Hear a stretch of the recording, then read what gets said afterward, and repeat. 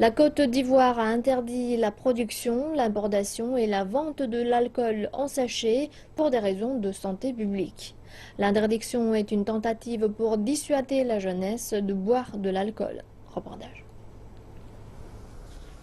Le petit sac en plastique contenant du rhum, de la vodka ou d'autres spiritueux est très prisé des petits budgets. Et c'est très bon marché à moins d'1 €.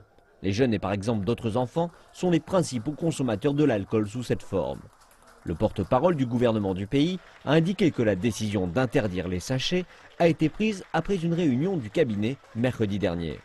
Ces produits qui, pour la plupart, entrent sur le territoire national de façon frauduleuse, notamment par la contrebande, pour l'essentiel ne respectent pas les normes de dosage prescrites, constituent ainsi une réelle menace pour la santé. Sur le marché Adjamé d'Abidjan, l'un des plus grands de Côte d'Ivoire, le sachet d'alcool est très demandé et l'interdiction n'a pas été très bien accueillie.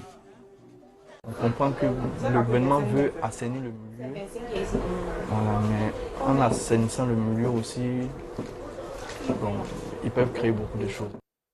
Notre marché, c'est basé sur les sachets. C'est ça qui sort plus que beaucoup de boissons chez nous ici. Donc, s'ils ont arrêté ça là, ça va jouer trop sur notre commerce. Les gens n'ont pas trop d'argent, beaucoup préfèrent les sachets là. Arrêtez là.